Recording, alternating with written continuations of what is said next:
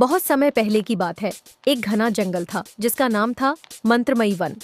इस जंगल में तरह तरह के जादुई प्राणी रहते थे, जिनमें परियां, जादूगर और कई रहस्यमय जीव शामिल थे। इस जंगल का एक नियम था कि कोई भी इंसान यहाँ बिना अनुमति के नहीं आ सकता था। एक दिन एक गरीब किसान का बेटा अर्जुन, जो बहुत साहसी और जिज्ञासु था, उस जंगल के पास आया।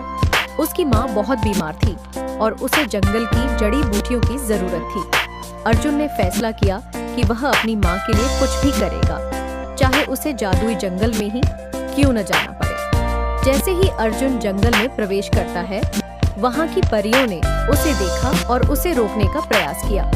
परियों की रानी तारा ने अर्जुन से पूछा, तुम्हें यहाँ आने की अनुमति किसने दी?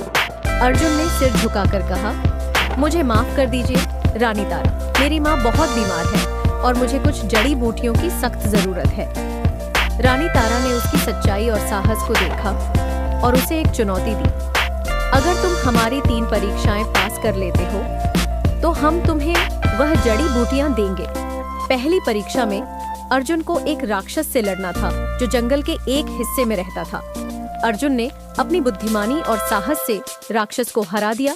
दूसरी परीक्षा में उसे एक कठिन पहेली को हल करना था, जिसे उसने अपनी बुद्धिमत्ता से हल कर दिया।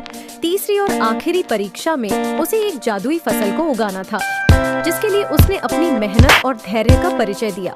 तीनों परीक्षाओं में सफल होने के बाद रानी तारा ने अर्जुन को जड़ी बूटियां दी और कहा, तुम्हारी ईमानदारी, साहस और धैर्य ने हमें प्रभावित किया है। यह जड़ी बूटियां तुम्हारी माँ को ठीक कर देंगी। अर्जुन ने रानी तारा का धन्यवाद किया और जल्दी से अपने गांव लौट आया। उसने अपनी माँ को जड़ी बूटियां दी और उसकी माँ स्वस्थ हो गई। गांव वालों ने अर्जुन की बहादुरी और सच्चाई की बहुत प्रशंसा की।